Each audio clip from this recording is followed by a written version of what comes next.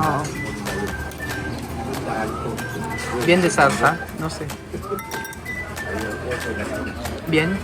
Eso por steak.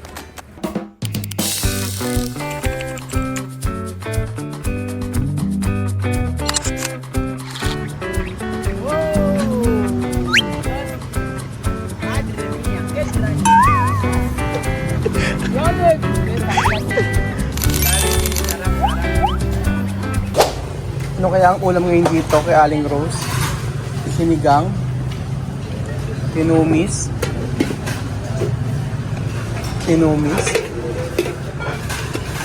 esto está bien, carne, tira, esto,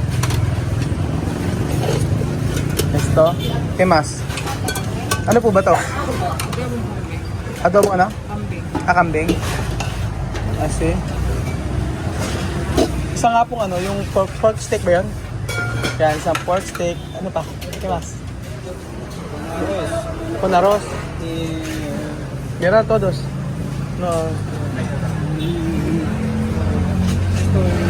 Esto? Cabra, no? Cabra. Tsaka po ito ate.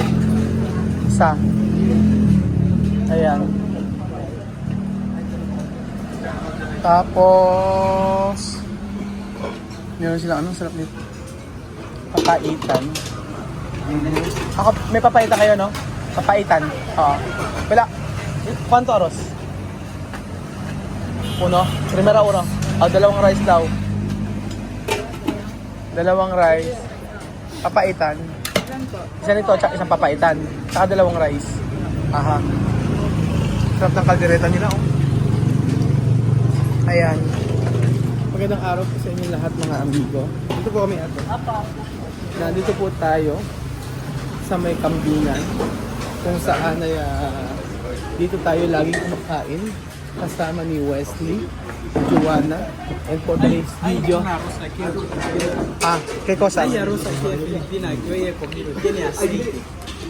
¿Aceite? No sé dónde. Frito. Tiene aceite. Sí, tiene frito. Está bien así. Sí. Porque Filipino no comerá esto cosas mucho. Solo normal. No como tu país. No come mucho sal. No, sí, no come mucho sal. Así. Ayan. Yan po. Pakaitan sa akin. Ayan. Ito sa akin. Ito kay Wesley. Saka dalawang rice ate para sa kanya. Isa-isang plato lang, no? Ayan.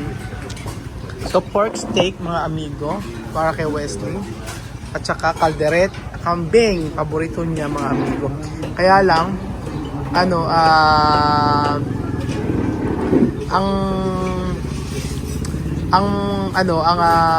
sa kanila, mas gusto nila yung pagkain sa ganitong kainan. Yes po, mga amigo. Napansin ko sa kanila yung gusto nila itong Pinoy kaysa po yung mga nasa may restaurant, yung mga kumakain sila, for example, sa Jollibee, sa McDo, hindi pa nila try. Yun. Pero lagi mas gusto nila sa karinderya. Kakaiba nga, iba-iba siguro talaga ng tao. Isipin nyo, mas gusto nila dito kumain. Meron time kasi mga amigo, for example, yun, masama pakiramdam ni Joanna, syempre yung makakapagluto. Kaya, din ako si Wesley dito. Sabi ko, tingnan muna ako sa pagkain. Kung hindi naman sa pagkain, hindi gusto ko lang. Hindi kakain tayo, sabi niya. So, ayun po, Kutsara Wesley. Okay. Kutsara está ahí. No sé dónde. Ayan.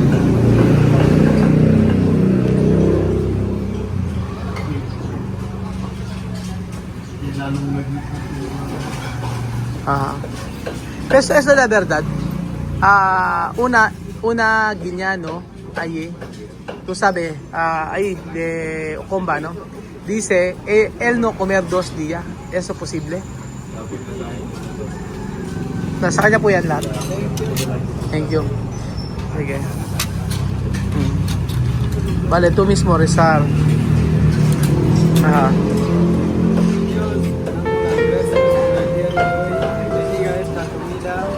Bendiga al pueblo filipino, bendiga a Tatay Raúl y su familia, bendiga esta comida, en nombre del Señor Jesucristo. Amén. Wesley, es la verdad. Posible 2 días no comer. Esto tiene posibilidad. O mentir. Agad. La verdad. Oo. Dalawang kais ang kinain niya ngayon. Oo. Bien de salsa? No sé. Bien. Eso por steak. Natin. Tiene limón, ¿no? Poco limón. Tiene poco limón esto. Aha. Sabi ko kasi meron kasing doon, dating family yun, bata, 2 days daw hindi kumakain, parang gano'n. So pinadalan ko ng pera kay Aya. So sabi ko gano'n, kaya rin ako kay West, totoo ba yung 2 days pa hindi kumain? Oo daw. Anyway, okay naman at ako naman nakasupport pa rin naman ako lagi sa mga tinutulungan natin. Pero right now, syempre nakapokus tayo kay Wild First, kay Juan at sa pamilya niya. Pero hindi matatapos or para sa akin ay magbibigay ako sa mga kaya at tulong doon po yung mga ko. Pero syempre ngayon dito sa Pilipinas dapat natin mag-focus tayo sa kanila kasi kailangan nila makapag-aral. Kasi yung pag-aaral talaga importante, especially kaya siya nagtataga siya. Isang lumalakad lang siya mula sa mga hinagan doon sa may bahay namin kasi online nga siya, di ba? So, lahat nasa tamang proseso. Tapos, kay Wesley, ang natutuwa ako mga amigo kasi marunong siya makinig sa akin. Sabi ko, pag mayroong problema, sabihin niya sa akin. Ayan.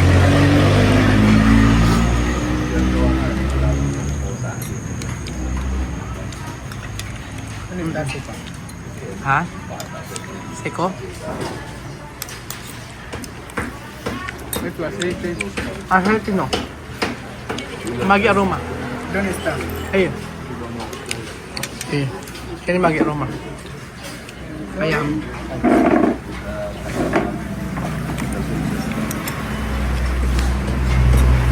Ayan.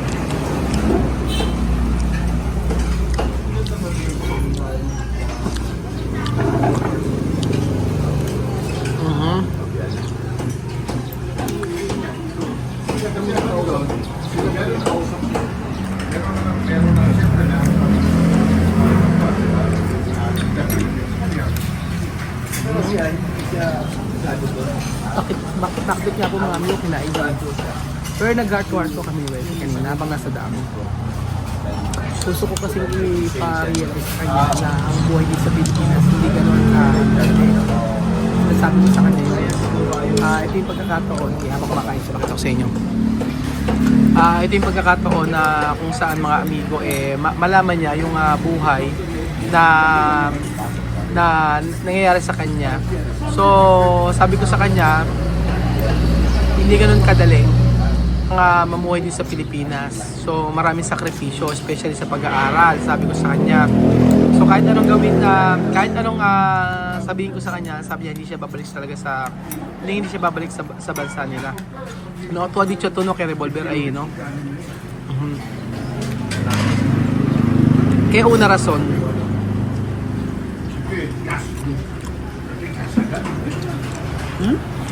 Kaya razón porque tu no que revolver más. Sufrimiento. Ha? Sufrimiento. Sufrimiento. Paghihirap daw, kaya ayaw niya bumalik.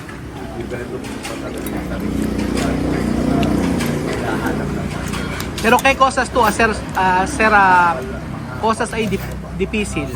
Kaya sufrimiento tiene allí primera, tú no olvidar. Comer. De comida. ¿Por qué? Mucho difícil para comer. Difícil para comer. Porque cuando tú quieres comer, cocinar así. O puede comer sí, pero porque comida ahí 1,500 así, no? Yung pagkain daw, yun ang pinakamahirap. Pinakamahirap na bagay na ano niya, na hindi niya makakalimutan ang paghihirap. Hindi makakain na maayos.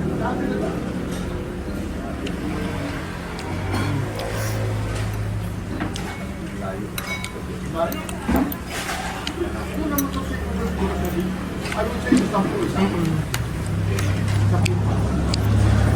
ko kasi siya, sinabihan ko siya. Sabi ko yung buhay sa Pilipinas, akala mo na madali kasi ngayon napoprovide lahat, sabi ko. Pero, may mga times ako na hindi okay lang lahat, sabi ko. For example, sabi ko sa kanya, hindi lahat ng bagay ay pwedeng bilhin. Hindi lahat ng bagay ay ibibigay sa iyo. Sabi ko, dapat pag-grabe. So, minumulat ko siya, mga amigo. Minumulat ko siya sa buhay ni reality dito sa Pilipinas. Kasi ako po mga amigo, sa mga anak ko, for example, si Kylie, hindi ko alam pero alam nyo, nakaipon po siya ng 60,000 pesos.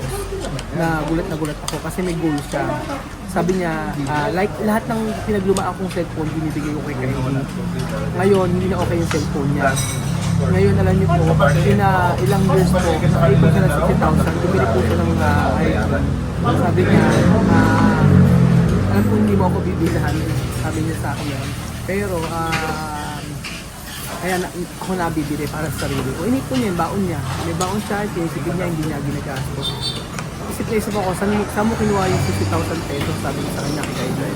Sabi niya, hindi nag-ipon siya kayo mga gift sa akin, yung mga binibigay, and then nagbigay siya kung mariton din. Diba? So, ayun, sabi ko nga, lahat hindi hirapan. Kaya sabi ko sa kanya, matuto siya magtipid din. So, ito yung unang pagkakataon na talaga kinusap ko ng heart to heart.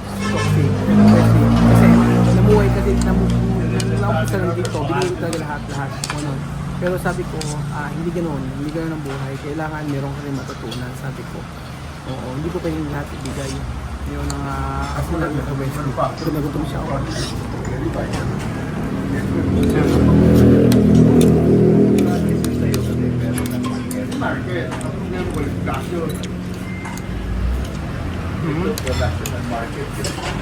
Aros mas? Ayun, mas aros? Ate! Rice po isa, rice. Please. Oo. Siniserve kasi ito yung rice. Gutom siya, nakatatlong rice na po siya mga amigo. Pahawak sa akin. Nagpanan si nanay ko doon, Grabe, gutom ni Best. Oo. Yun ang okay siguro na ginagawa ko ngayon. Paghirapan yung mga bagay na gusto nyo ito. At doon na.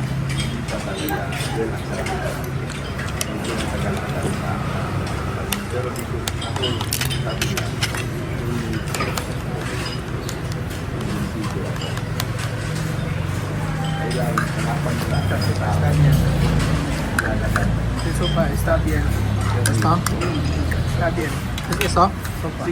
Gusto daw niyo yung ano? Gusto niyo yung pork steak. Ayan po. Mas may sili pa.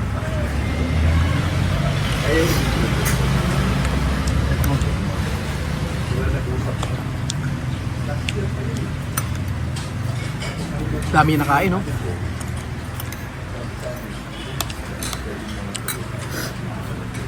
Por eso yo decir, no todo cosas puede comprar aquí, ¿no? Cuando yo decir, ese tiempo no puede comprar esto, hay que aprender, ¿no?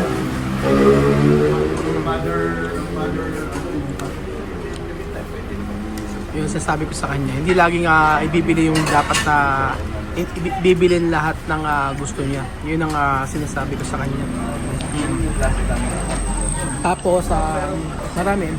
And then, pati cellphone, sabi ko, pumili kasi siya ng headset. Sabi ko, pagkakain, bawal mag-cellphone. Sabi ko, napapansin nila sa video na lagi tayo sa cellphone, lagi nag-headset. Hindi pwedeng pagbasihan mga amigo yung 15 minutes sa video sa maghapon na kakasama.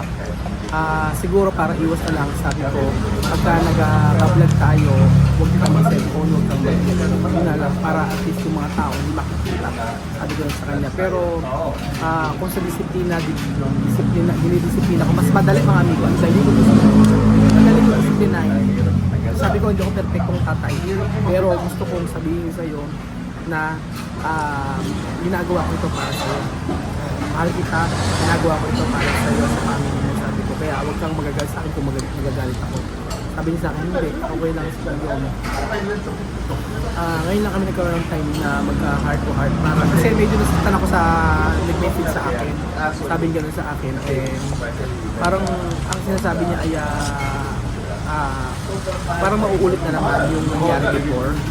Sabi ko, 15 minutes sabi ko, hindi pwedeng maging dahilan para makita natin yung totoong nangyayari sa isang araw.